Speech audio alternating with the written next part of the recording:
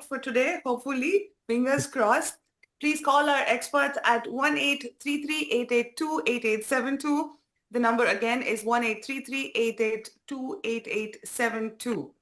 All right. Rahul Garu, I think we should start with talking to our Nostradamus while we have him here, because as all of you are watching know, Rahul Garu has had the worst record of predicting priority dates, and it's like a self-admission of an issue there. So we have who is the Nostradamus of priority dates over here, Mr. Charlie Oppenheim.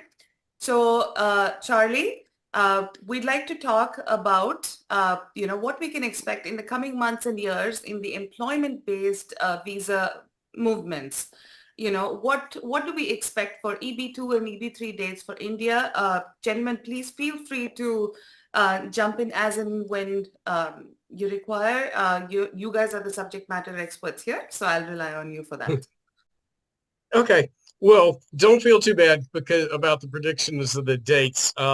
There's a number of variables involved, such as the rate at which visas are being issued, the potential for petition processing backlogs that are unknown, the rate at which applicants provide all their documentation and become eligible for final action, and also for Indian employment second preference, applicants often downgrade to employment third, and then sometimes Indian employment third preference applicants will upgrade to employment second. And during that transition period, there is no visibility into that upgrade and downgrade amount of demand until it kind of hits you in the terms of determination of the dates.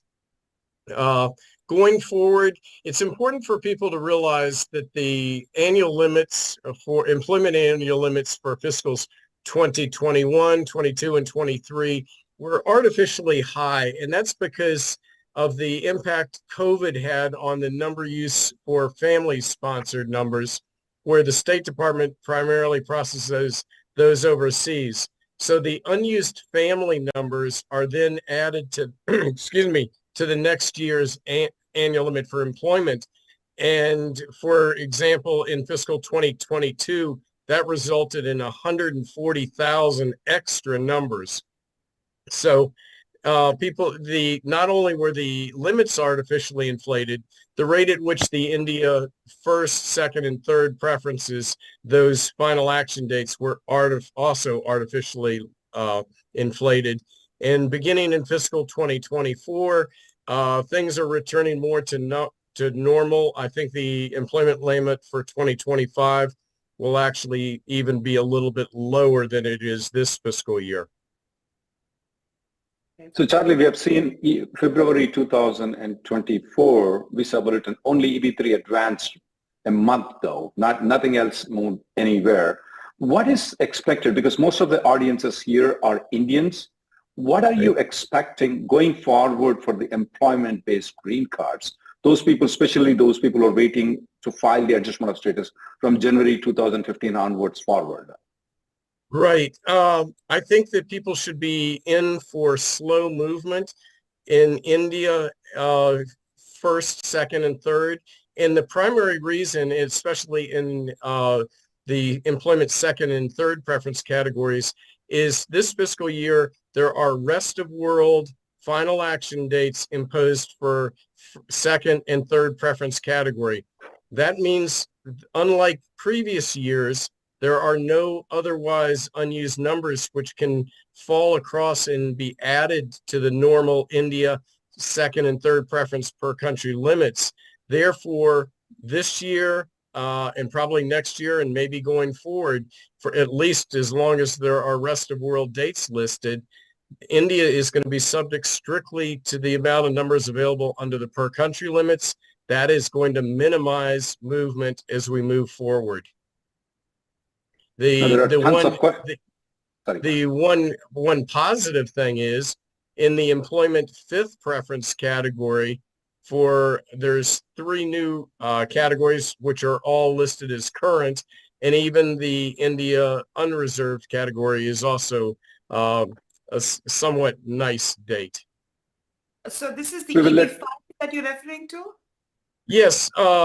In March of 2022, Congress passed the EB-5 Reform and Integrity Act, which created 3 new reserved set-aside categories, each receiving a % of the overall EB-5 limit, with the rural categories getting 20%, the high unemployment areas getting 10%, and the infrastructure area getting 2%. And all 3 of those categories are currently listed as current. They will remain, I believe they will remain current for the remainder of fiscal 2024 and well into 2025. Whereas the unreserved India EB-5 date for Indian applicants is December 1st of 2020, which is still better than most of the other India dates.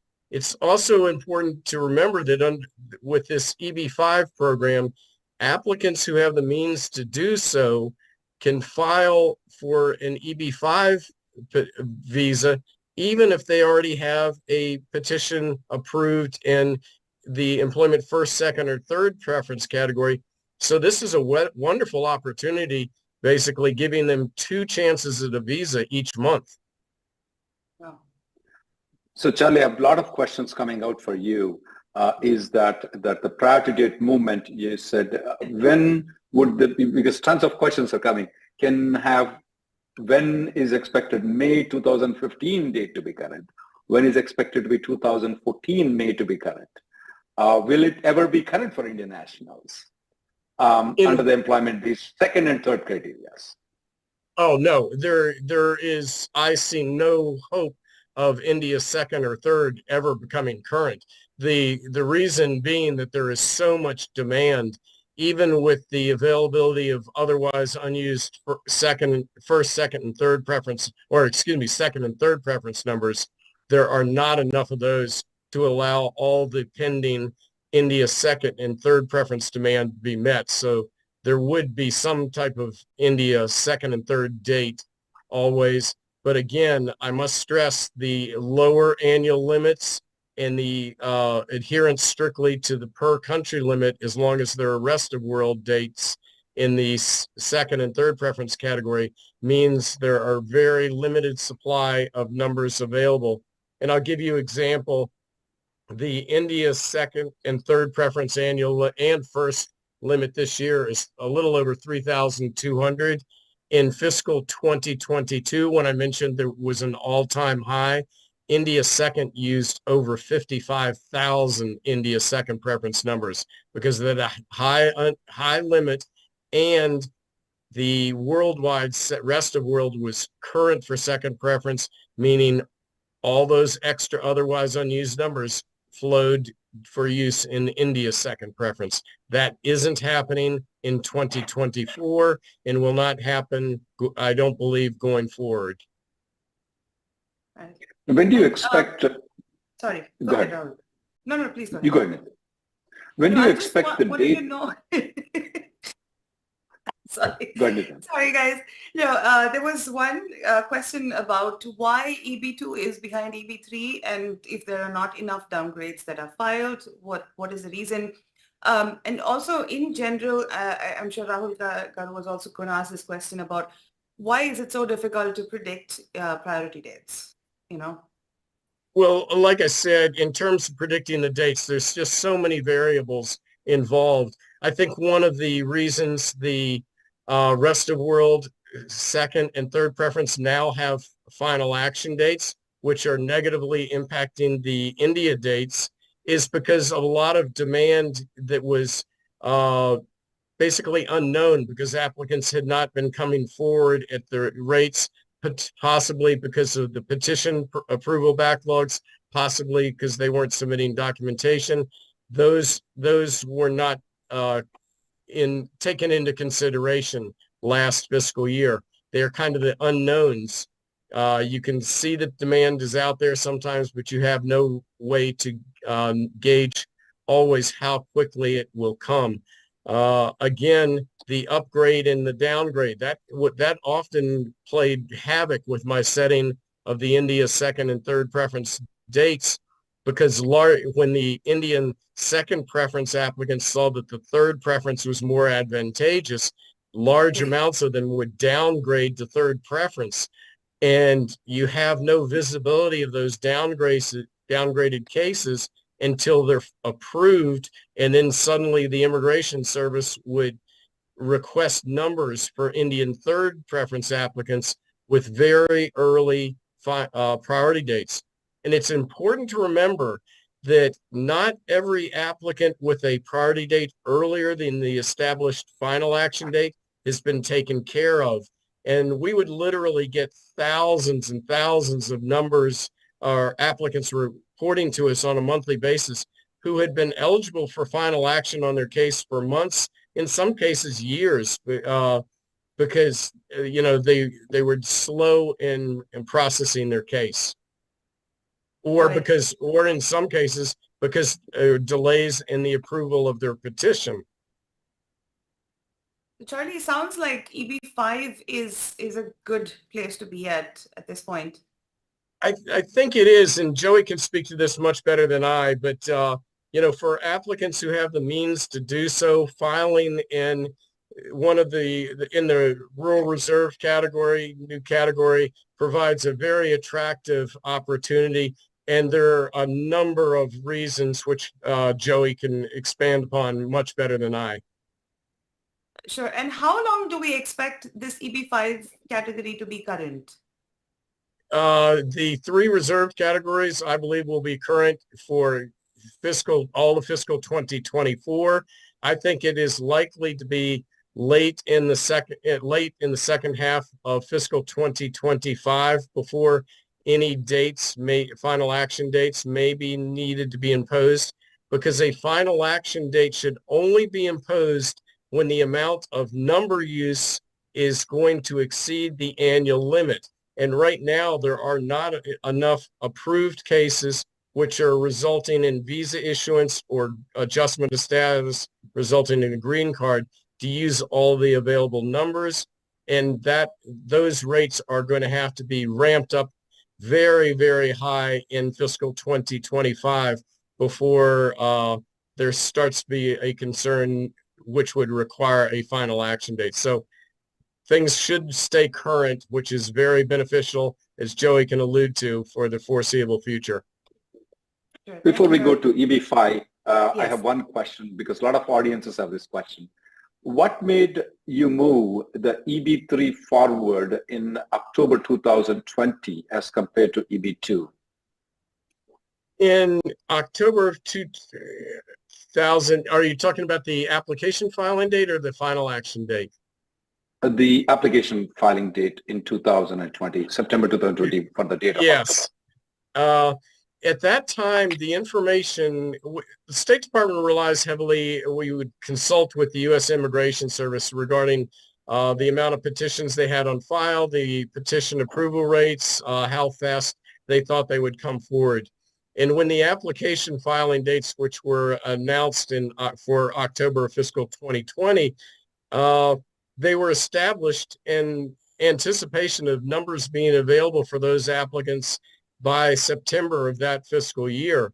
Unfortunately, tens of thousands of additional applicants, which the Immigration Service had not anticipated, suddenly filed. And that forced the retrogression of that application date a month or two after that, because suddenly they got these, like I said, literally tens of thousands more than they anticipated.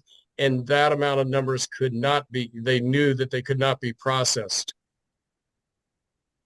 Thank you. And before we move on, I just wanted to ask, is there some sort of a per country limit for this EB5 filing?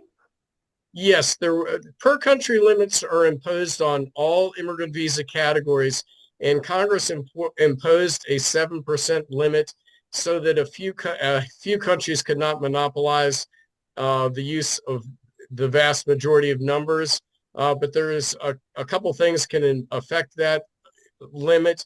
If there were unused family-sponsored numbers, they can fall down to the employment limits for use there. So the employment per country limits are not a major concern at this moment.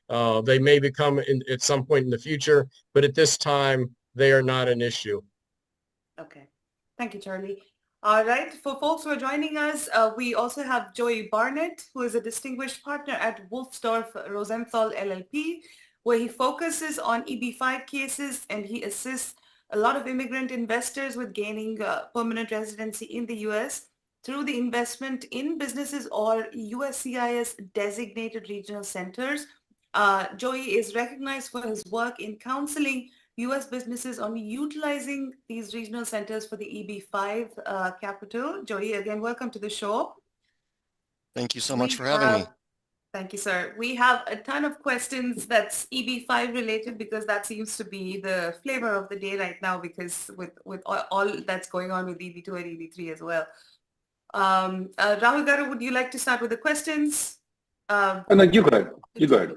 Okay. I think one of the biggest questions with this EB5 is about what is the minimum investment that's required for this EB5 visa, and let's start with that actually. Sure. So the minimum investment amount is $800,000, and that's if you invest in one of these reserve visa categories. So if you invest in a project that is located in a rural area or a high unemployment area or in an infrastructure project, the minimum investment amount is $800,000. If you aren't in one of those locations, then the minimum investment is $1,050,000. One question that I get asked a lot, there's the direct EB5 program where you have to have W-2 employees on payroll. And then there's the regional center program, which is much more popular. Right. It doesn't matter which program you go with regards to price or any investment amount. What matters is where the business is located. And so if it's located in a rural area, it's $800,000, even if it's regional center or direct. But yes, I would say most of the regional center, if not all of the regional center projects that are offered are at that 800,000 level because it's a better and easier product to sell. You're getting the same immigration benefit based on an investment of 250,000 less. So that's where they focus their projects. Got it. And how does this process differ when investing with a regional center versus, having a direct investment? Does it impact the timeline or anything along those lines? Yeah, absolutely it does. There are, the big difference between direct and regional center is how jobs are created. Okay. And with direct, like I mentioned, you have to have W-2 employees on payroll. And if the business doesn't do well or the economy fails and it's difficult to run a business and those jobs aren't created, you may not get the full immigration benefit. Whereas when you go through a regional center, you're able to count indirect and induced jobs based on expenditures of money. And a lot of EB5 projects are real estate based because you're able to create a lot of jobs based on construction expenditures. You're paying the general contractor, you're paying the subcontractors, you're purchasing all the materials, you have the architect and engineering fees. All of the money that is spent and is pumped into the economy create jobs. And so you're able to mitigate the immigration risk, which is job creation, by going through a regional center where funds are already being spent or construction, is going to be ongoing with your funds. You get to count the jobs that are created just based on the construction expenditures. So if the money is spent and the building is built, their jobs are created. There are additional jobs from the operations of the building, whether it's, a nursing home facility, or maybe it's a hotel, or maybe it is a high-end resort. There's operational jobs as well. But for the most part, you're able to really get the immigration benefit based on the construction jobs. That's the key. Got it. Thank you. Can you also walk us through, say if I have 800K to invest, how does this process work, from the beginning up until we get the permanent green card? Sure. So there is the sort of the pre-filing process and then the post-filing process. Let's talk about the pre-filing process. There's really three things that you need to get into order. Number one, and the most important thing, is choosing a good project and doing your due diligence on the different investment opportunities that are out there to get you the EB-5 green card. There are hundreds of different regional centers that are designated by the US government. Some of them have good projects, some of them have bad projects. Just because you are designated as a regional center doesn't mean that the project will succeed and that you're going to get a green card. So you have to do your due diligence. That is, I think, the most important aspect of EB-5. The second part is working with an immigration attorney who's experienced in EB-5 to identify and document how that $800,000 that you have earned and is ready to be invested has been lawfully obtained. And this is what we call source of funds.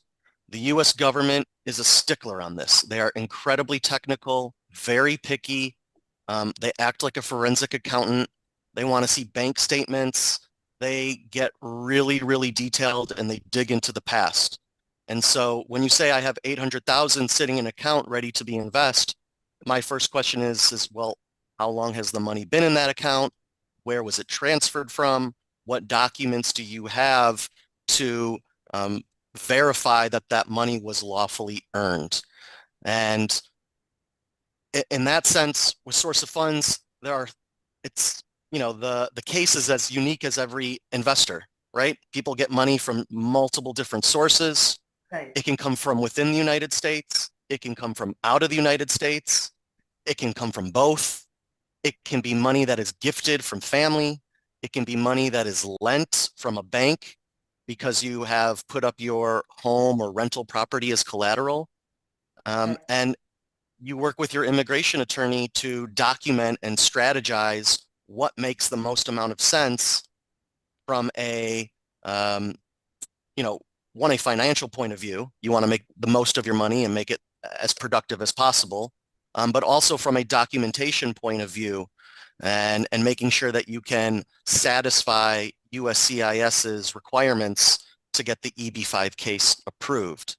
They generally say that you have to show that the money is lawfully obtained by a preponderance of the evidence. That's the legal standard. Okay. But in reality, they really want clear and convincing evidence. I mean, they like I mentioned, they are very technical and very picky on this. And that's, I think, one of the most important reasons why you want to use a good immigration EB-5 attorney. The third final part is really just understanding the interplay of the immigration process. In particular, if you're in the United States, there are a lot of folks on H-1Bs or on F-1s or L-1s, and you need to have a conversation with your immigration attorney about, well, what is the process by which you would be adjusting status from your non-immigrant visa status to the conditional green card based on your EB-5 investment. So if you work on those three things sort of as part of the pre-filing process, that will make the rest of your EB-5 much easier to get through and make it much more likely that you'll get your green card at the end of it. Okay. And so sorry, go ahead. You walk through the first process of pre-application though. Can you walk through the I-526 process, the green card, the temporary green card, and the conditional green card and the permanent green card, and the timelines also? Sure. Yeah, Joey. Absolutely. So to make the initial application, the first EB-5 application, you have to demonstrate that you've made an at-risk investment. So first you make the investment. Then you get a confirmation that they've received your investment and you file the case. The case is going to be processed depending in as quick as 3 to 4 months. and potentially 6 to 8 months, maybe 12 to 14 months, depending on the type of project that you invest in. The EB-5 Reform and Integrity Act that Charlie mentioned before has a very clear provision where USCIS is supposed to prioritize rural processing cases. So if you invest in a rural area, USCIS is supposed to prioritize that. Now, when that language first came out 2 years ago, or almost 2 years ago, we all kind of scoffed at that a little bit because we didn't know what that meant. You know, what does priority processing mean?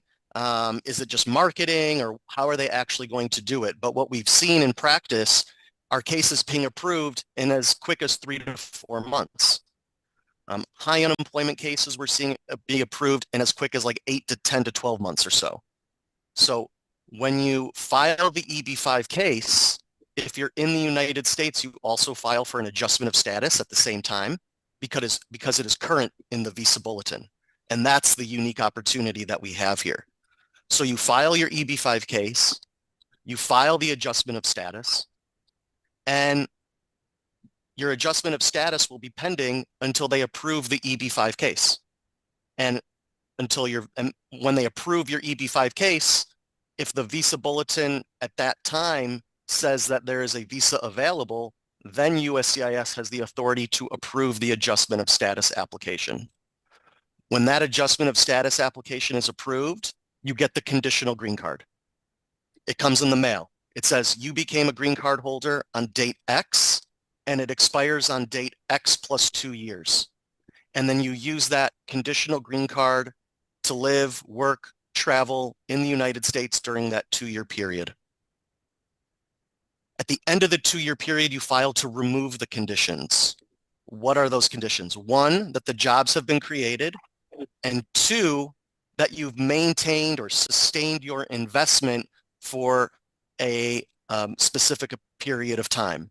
And if you can show that you've met those 2 conditions, which really is based on the project that you invest in, then they will approve your case, remove the conditions, and you get a permanent green card.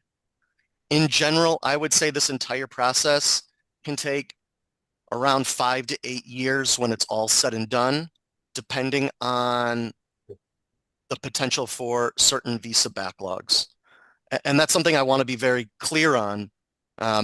Charlie mentioned that right now in the February 2024 visa bulletin, they're current. And it's current today.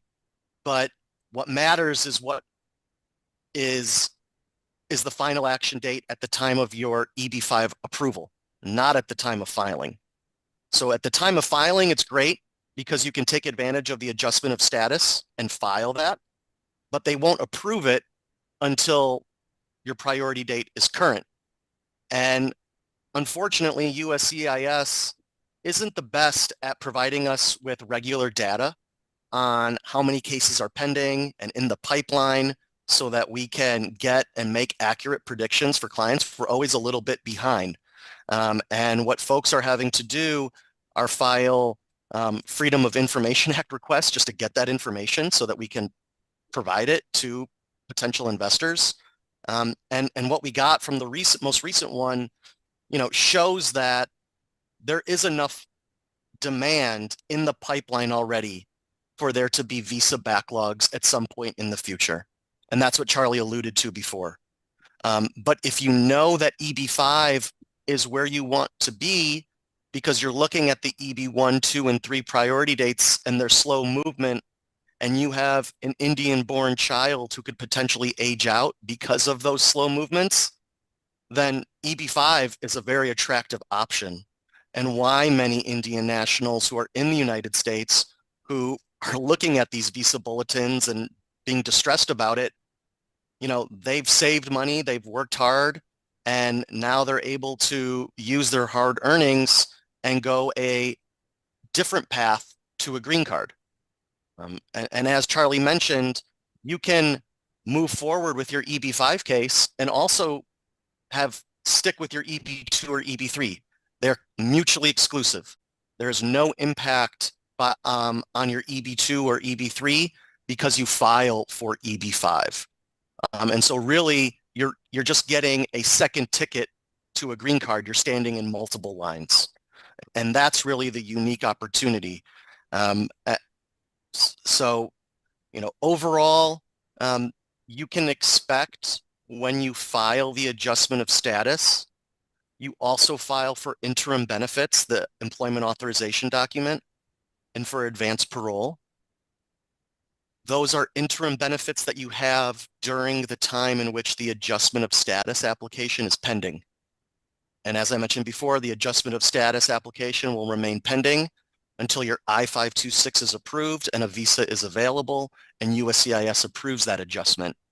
But in the meantime, you have that combo card, that EAD advanced parole combo card. Those are coming in as quick as 3 to 4 months for EB-5 applicants, and they're good for 5 years. So it's incredible. So really you apply for it, you get it. And from what I can glean just based on the numbers, if you're filing in the next few months, that's all you're going to need before there is a visa available and for them to be able to approve your adjustment and you get the conditional green card. So that is really what we're seeing and why there's such demand right now for this in the United States and outside of the United States. I would say China has always been the greatest demand. Chinese nationals have always been the greatest demand for EB-5 historically. But I would say in the past 5-6 years, Indian nationals have really been creeping up and have been exploring this a lot more. And now, we don't really have too many of the numbers, but India is really not that far behind China. And I think it's because of these slow movements in the EB-2 and EB-3. Joey, what previously that was a long we answer. were Sorry not, about that. yeah, we were not allowed to file the 485 along with the 526 though. We have to wait until the 526 is approved. What made the difference recently? Why we are allowed to file I-526 and 485 together? Just for the people, audiences, I-526 is very similar to I-140 to an extent, but they didn't used to allow to file the 485 until the I-526 is approved. Can you explain the process of that? Yeah, so that was one of the big changes that came in the EB-5 Reform and Integrity Act of 2022. Congress said, we aren't going to require EB-5 applicants to get their EB-5 petition approved before letting them file the adjustment of status. So now, because the dates are current in the visa bulletin and a visa is available at this time, EB-5 applicants are able to file the adjustment at the same time as the EB-5 case. Now, in 2 years from now, when there is a final action date, that opportunity will not be available. That's what's so unique about this time right now and why so many people are taking advantage of that opportunity. And it's always important to, if a line is anticipated in the future, it's always important to be as close to the front of any line as possible. And as Joey said, even if a final action date is imposed before the petition is finally approved, you've got these benefits in the meantime, and you're allowed to remain in the U.S. Right, that's really important. So the moment you file your adjustment of status and you're in lawful non-immigrant visa status, you kind of have this dual, you can maintain your underlying status. You continue working for your H-1B employer. You continue to maintain your H. You continue to go to school. You maintain your F. You go to OPT. You can continue to maintain that non-immigrant visa status. But in the event that you were to be laid off and you couldn't find an employer to transfer, well, you could still remain in the United States because you have that pending adjustment. And that gives a lot of flexibility to folks who, there unfortunately are layoffs that happen from time to time. And, that can be some saving grace for some people. Other folks I know can't wait to get away from their H-1B employer. And they are very excited to get that EAD. And once they get it, they want to start their own business. They're more than welcome to do that. Once they use that EAD, they're no longer maintaining their H-1 status. But again, that's okay because you have your pending adjustment at that time. One of the ways that you can sort of mitigate immigration risk is potentially not using that EAD until your EB-5 case has been approved, because then you'll know that, hey, my source of funds is clean and I'm most likely going to be getting my adjustment approved. It's just a matter of time. The adjustment of status really is based on your EB-5 and making sure that you don't have other prior, U.S. immigration violations that could make you ineligible, or any kind of like criminal background, that type of stuff. But that's one way to kind of mitigate the risk. That being said, a lot of folks want to leave and start their own business. I have a lot of clients who are, gearing up and getting ready to use that EAD. And I don't blame them. They've been working for their H-1B employer and they have a great idea and they want to go do something different. EB-5 gives them that chance. Got it. Thank you, Joey. Joey, along the same line, you briefly touched upon, being able to bring money from your home country, in this case, India, for investment. Can we do that? And, can we take a loan out here? How do we go about doing that? Is there a loan that we can just directly take out towards this 800K investment, or does it have to be done through some other means? It can be from multiple sources. Okay. And it can come from outside of the United States. If it's coming from India, there are India control laws that you have to comply with, where an individual is really only able to transfer up to $250,000 to the United States every fiscal year. And so if you have mom and dad in India gifting money, they each can transfer over 250K. Maybe grandma can transfer over 250K. And then you have the balance coming from within the United States. That absolutely is possible. Or maybe you purchased a property in 2017 in Seattle or the Bay Area or in Houston or Boston, and the value of that real estate has grown. And now there you have additional equity in that collateral, and you take a home equity line of credit from a bank that using that home as collateral, those funds can also be used for EB-5. That is very common. A lot of folks on H-1Bs get reserve stock units, stock options based on companies that they're working for. So those are vested, they cash those out, use those for a portion of their investment funds for EB-5. Really, there are a host of different ways to do it. And it's really just about having the documents to back up how you earned it and how the money sort of transferred through banks or brokerage accounts or real estate transactions to show USCIS, that this money was lawfully obtained. Lawfully obtained, okay. And what about friends? Can friends loan us money for the investment? Yes, absolutely. Friends can loan money. Okay.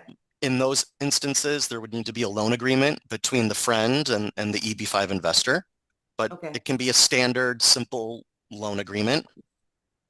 The government will also want to know how the lender, the friend, earned the money that is being gifted. Gifted, okay, or loaned. And when can we withdraw our investment funds? Can we withdraw the investment funds, and at what point? Sure. EB-5 funds are required to be at risk from the time that you file the EB-5 case until at least 2 years after the money has been spent for job creation purposes. That's the legal requirement, how long the money must be invested for. How long the money actually is invested for depends on the project and the contract that you sign and the success and viability of their ability to repay the money back.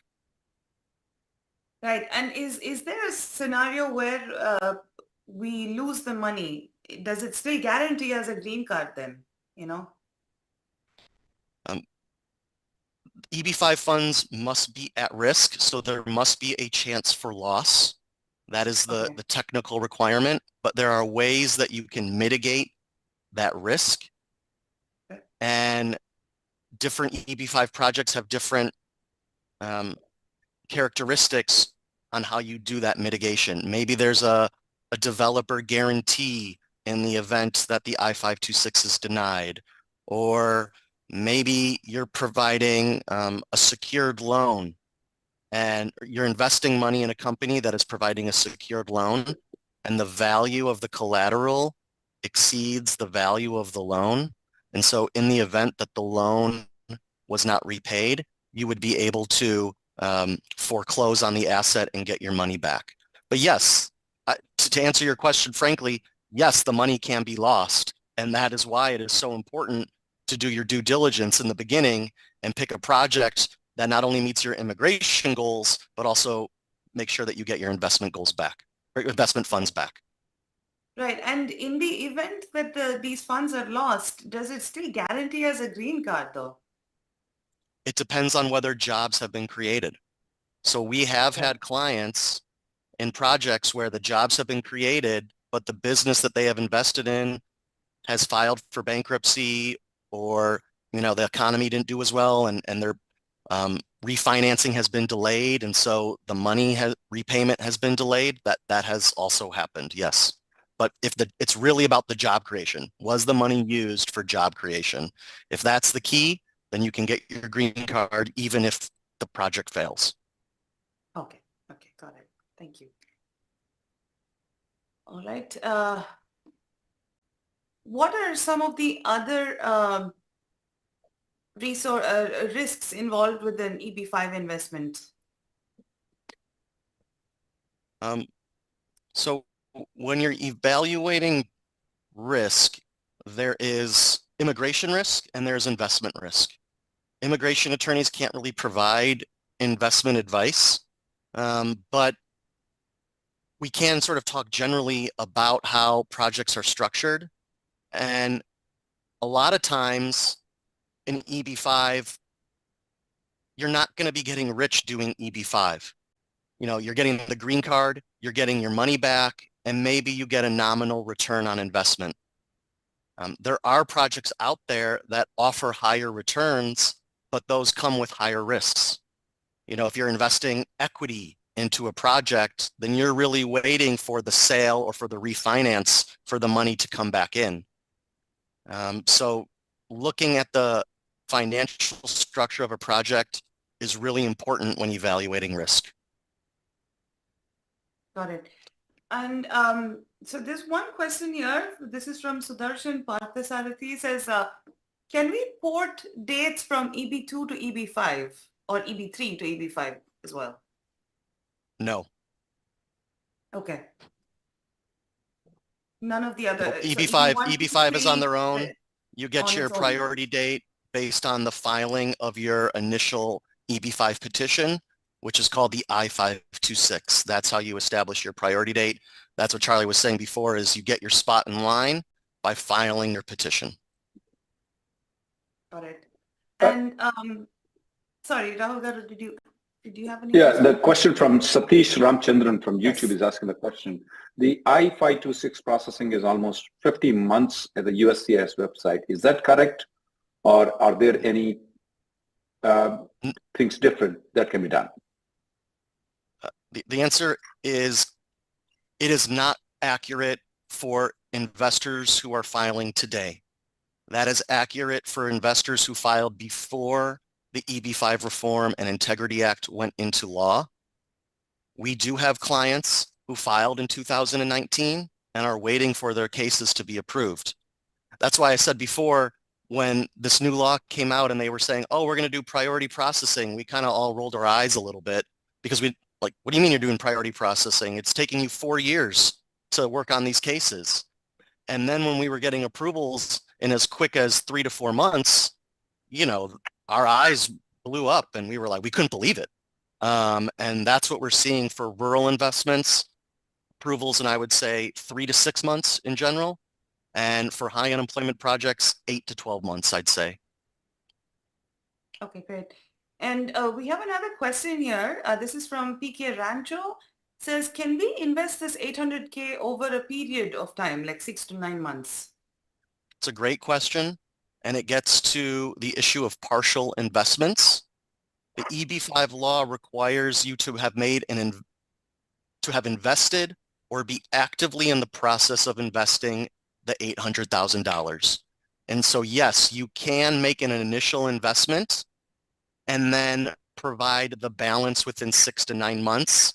It depends on the project and if they will allow that. But if the project allows it, then yes, it is legally permissible. Okay. There are And some can I- different risks Sorry. with that you should Okay. talk about with an immigration attorney, but absolutely, we've gotten cases approved that way in the past. All right. And there's also a question about, can I invest into an existing business and become a partner in the business? So that is a very common question for the direct EB-5 route. And I would advise against doing something like that. When you're investing into an existing business that already has jobs, you're not really creating any jobs. And so there are serious issues with the way that those can be structured. And you really need to, it can depend on the circumstances of the business and where they are in the job creation. It's not something I really recommend, to be perfectly honest. Got it. All right. There's one question. They say this is not EB-5, but they say we understand that date of final action gets retrogressed, but why does the application filing date also get retrogressed? And why can't it be moved to last 2014? The application filing date is established at a point where the State Department, in consultation with USCIS, expects the final action date to be in approximately 8 to 12 months. And there are, as I mentioned in the filings in 2020, the amount of filings far exceeded the amount expected. So they retrogressed the application filing date to stop any further filings of those petitions. Got it. Got it. Thank you so much. All right. We have a few callers as well. Let's try to see if we can take a couple of these callers who've been waiting for a while. Let's take our first caller. We appreciate the calls to be only on visa bulletin and EB-5 guys. So because we have guests here, please focus on visa bulletin and EB-5. All right. Thank you, sir. Caller with number ending in 4564. 4564, we're ready for you now. Yeah. Hello? Hello. Hi, Nitya sir. Hi, sir. Thank you for calling, sir. Hi. Please go ahead with your question. Yeah, hi. Good evening, all. So I have a question regarding the visa bulletin. So regarding the EB-5, so basically I am EB-1. I have a priority date of May 2023, and I heard Charlie mentioning like the visas from EB-5 can move to EB-1. Do they happen at the end of the year? End of the fiscal year? Unused EB-5s. And I have a follow-up question on that. Yeah, in terms of if you have an EB-1 India priority date of in 2023, I would not expect that to become available for potentially several years. It's only expected to reach January of 2021 by the end of this year. And again, the more limited amount of EB-1 numbers going forward for Indian applicants, I think that date will move forward slowly. So I think at the best case scenario would be late fiscal 2025, maybe into 2026 for an India employment first preference date of 2023. That's why this EB-5 program is somewhat attractive at this point for applicants who are able to take advantage of it. Sure. I think in Got it. theory, So the question which sorry, go ahead. the question which I had was like, I was listening to the call and Charlie was mentioning that this year it's around 3,200 based on the country cap of 7% in the various EB categories. Let's say, for example, by September of 2024, if EB5 has a lot of visas still available, do you expect those to be carried towards EB1? Like, do they wait for end of the fiscal year to move from EB5 to EB1? Was my question. The reserved Like, how does numbers that work? in the there were three reserved categories. Those numbers unused in fiscal 2024 will be carried over and added to the 2025 annual limit in the respective. So, for example, if there were 3,000 unused rural reserve numbers in 2024, they would be added to the 2025 rural reserve annual limit. They are not lost in the original use year. So in theory, unused, unreserved EB5 visas can flow up to EB1. But what happened, at least in fiscal year 2023, is the Department of State actually issued pretty much all of those unreserved visa numbers. And so there wasn't that fall up to EB1. And, we don't know what will happen in 2024, but, that could also happen again. Yeah, I'm sorry. I thought you were speaking of unused reserve numbers. Joey's 100% correct. Thank you, sir. Thank you so much for calling. Before we take our next caller, I have a couple of other questions about this EB5 application related stuff. Can family members be included in the EB5 application? Absolutely. So it's the investor, the investor's wife, and any unmarried children under the age of 21. They can all get the green card based on the investor's $800K investment. Okay. And the CSPA Act, I know that a lot of immigrants call about this, about their child and the age out period. So the time period I-526 is pending with USCIS, will that be deducted from the age of the child, as it is done with the I-140 right now? Correct. And really the bigger benefit is that because it is current right now in the visa bulletin, you're able to file that adjustment of status at this time. And there's a very good argument that you freeze the child's age at the time of filing the adjustment of status application. And when in the process can I file that adjustment of status? How long does that take where we can get to that point where we can file this adjustment of status? Right away. Right away. Okay. Right away. That's the huge opportunity, is because it's current in the visa bulletin, you're able to file the adjustment at the same time as the EB5 case. Okay. So based on the timeline you gave us, is it the filing date that locks in the age of the child? It is the filing of the adjustment of status. Okay, adjustment of status. Locks in the age, but you are able to do that at the same time that you file the EB5 case. Okay. At this moment. Got it. Okay. And when can we expect an EAD? EADs for EB5 appear to be handled at a different USCIS office than EB2s and EB3s. Okay. And we're seeing those issued in as quick as 3 to 4 months. Oh, wow. Okay. And at this point, can we stop working for our H-1B or L-1 employer? As soon as we get an EAD, or you technically can stop working. You technically can stop working for your H-1B or L-1 employer the day that you file your adjustment of status.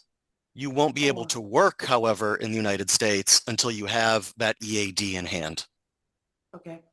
Now, with employment-based EADs, I know it's necessary for the primary applicant to continue to stay employed. Is there any requirement for the EB5 category of such kind? Good question, Nitya. Thank you, sir. No. No? You don't have to work at all? Can you repeat the answer, Joe? Can you repeat? I can't hear it. I said no, there isn't. So, the investor files the EB5 case and adjustment, the spouse, the children, they all file their adjustments. at that point, the principal applicant doesn't need to continue with their H-1B, doesn't need to work once they get their EAD. They have a pending adjustment, and their green card for EB-5 is really based on job creation. It's not based on anything else. So they can still get the green card and not work. Can they flip the burger in McDonald's with an EAD? Can they be a Microsoft CEO? Or can they open their own separate business? They can do Joy. all three. Probably not at the same time, but yes, they could do all three. All right. And so conditional permanent residency. So what does that mean in the case of EB-5? And is it just getting an EAD, or is it a different status to be in altogether? And how do we remove those conditions at what point? It is a different status. Okay. Having a conditional green card gives you all the same rights and responsibilities as a permanent green card holder. And, there are requirements to maintain residency. You file taxes as a U.S. resident. And then to remove those conditions, that's sort of the second step of EB-5. And you file that during the 90-day window at the end of the 2-year period. And those conditions are, have the jobs been created? And did your money remain invested for at least 2 years after the money was spent on job creation? So you choose a good project, they create the jobs, they don't give you your money back until they can for immigration purposes, and those conditions are removed. The approval rates on that condition, removal of condition petition are in the high 90s. It's not common for there to be denials at the I-829 stage. Generally, that only really happens if the project that you've invested in hasn't created the jobs. Got it. Understood. Thank you so much. All right, let's take our next caller. Okay, caller with number ending in 7585. 7585, we're ready for you now. Hello?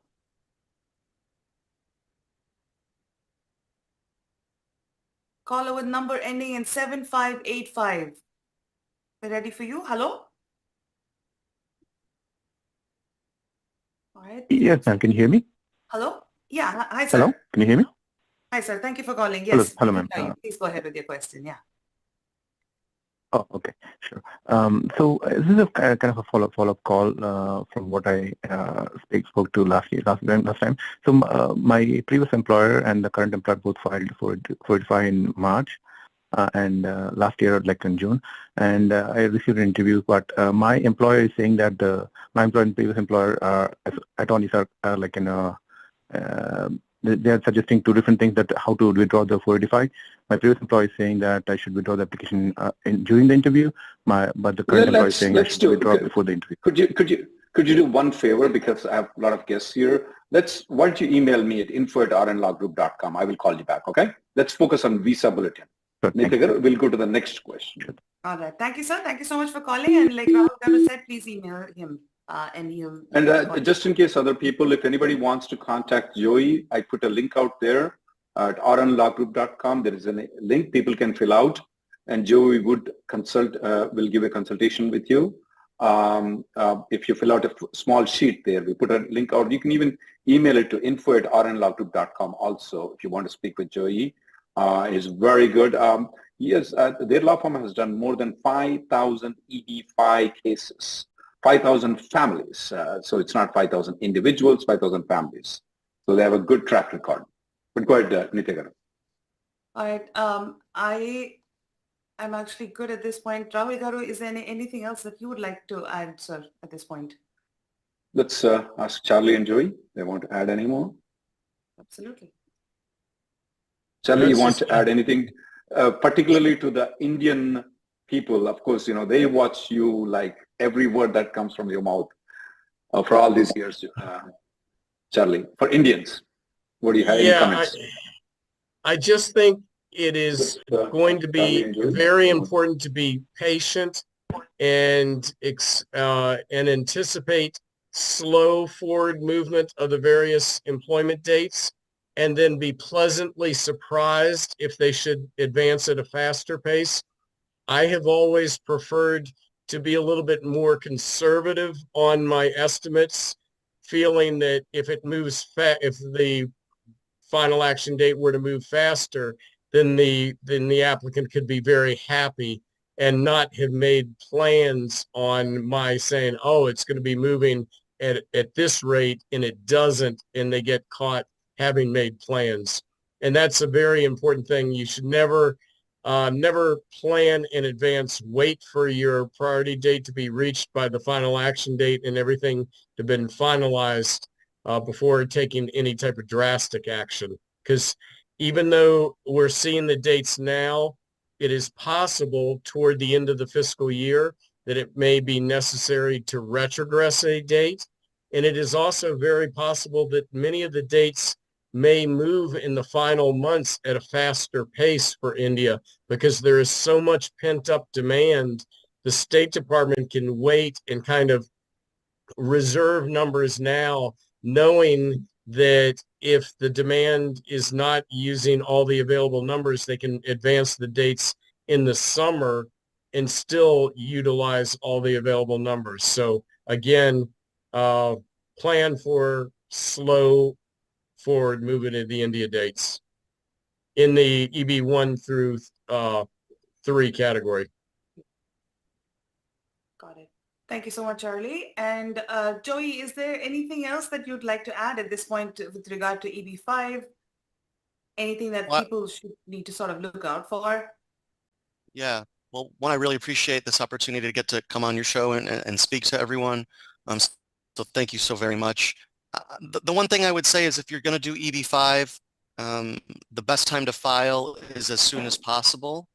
And to speed up that process, a lot of times you are working with an immigration attorney to get your source of fund documents in order in parallel of looking at EB5 projects and doing your due diligence and speaking with your financial advisors so that when you are ready to make that investment decision, your immigration attorney can confirm that your case is ready to file. You know, you can do both things at the same time. That's what many of my clients do.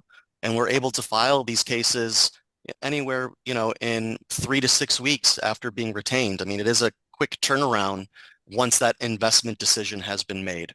And so you want to kind of get those both processes rolling at once. Okay, thank you so much. And Joey, one last thing to just clarify, people don't need to have, do they need to have the complete 800K upfront, or like you said, they can actually invest it over a period of time? But do they need to have proof of having those funds and stuff like that before they get started with the application?